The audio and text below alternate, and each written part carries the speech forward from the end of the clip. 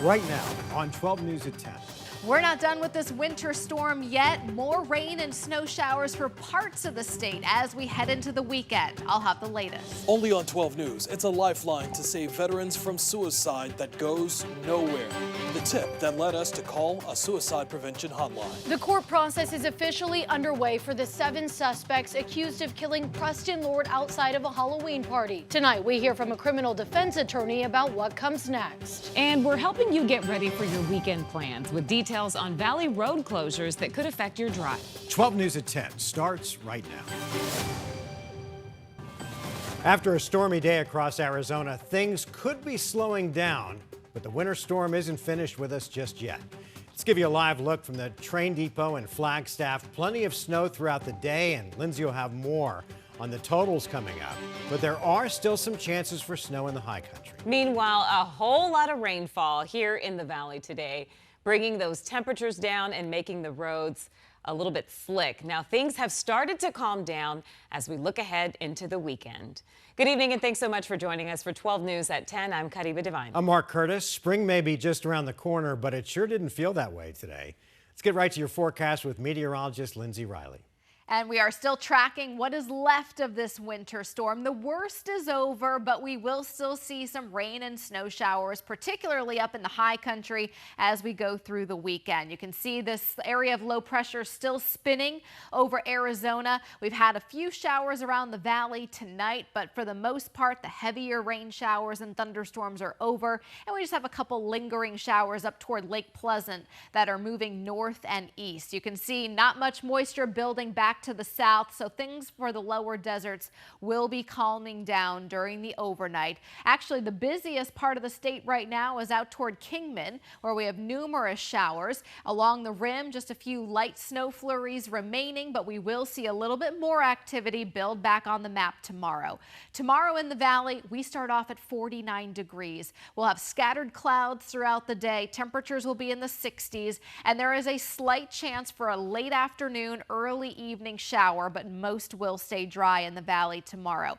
Mostly cloudy up in Flag tomorrow. We'll have a couple spotty snow showers there. Out toward Payson, couple rain chances toward the mid-afternoon, but still we'll see a lot of dry hours. Likewise in the Prescott area, a couple rain and snow showers for the high country, but we'll have some dry time as well. Mark? Lindsay, thanks. Developing tonight in Tempe, police are asking for the public's help as they investigate a report of a suspicious person following a group of teens.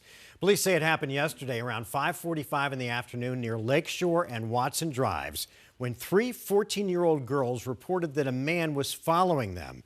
They ran away and were able to get to safety. Police shared this video of the incident and are now trying to identify the person you see on your screen. If you have any information, give Tempe Police a call. Tonight, it's a story that you'll only see here on 12 News. A phone number to help veterans in crisis leads to nowhere. A woman looking to save a friend is sharing her story to help other veterans considering suicide. 12 News journalist Jonathan McCall talked with her this evening and has the very latest on the VA hotline where no one answers the phone.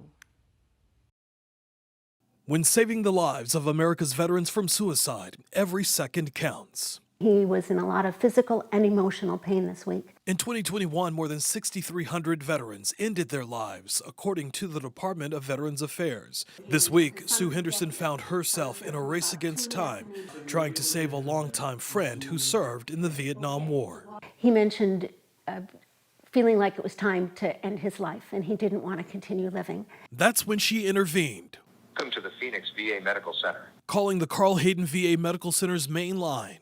If you are having thoughts of suicide, press 7 now to be connected to the Veterans Crisis Line. If you would like to return to the main menu, press start now or stay on the line to be connected. Hoping to get a live person, but instead. Not even a clear recording. It was a bunch of like strange numbers. Beep, bop, beep, bop. This is not monitored. I'll be honest, I was pissed off. It was a prompt that she says led to nowhere. So what happened when we called the VA? Here's what we got when we also pressed number 7. Wait while I transfer your call. Sorry, full main ABCL transfer is not available. It's an easy fix. The VA should be able to take care of it like in a day or so. Darren Selnick is with Concerned Veterans of America, a veterans advocacy group, and says that veterans often run into dead ends calling VA facilities. The VA hospitals themselves are very notorious for veterans calling in unable to get help for anything. He urges veterans who may be feeling suicidal not to wait for the VA and to use other resources like the 988 National Suicide Prevention Hotline, which is what Sue finally did after getting the runaround. And that part of the story has a happy ending. They called him within 10 minutes. They did send the police and an ambulance, and I'm happy to report he's currently in the hospital and getting care. She worries just how many veterans could be lost if the change isn't fixed soon. That's why I called you all. This is too important just to, fill out some form online and email it to some unmonitored email box and have it lie there forever. So today, 12 News did reach out to the VA here in Phoenix. We emailed, we called for comment on the problem. So far, we have yet to hear back.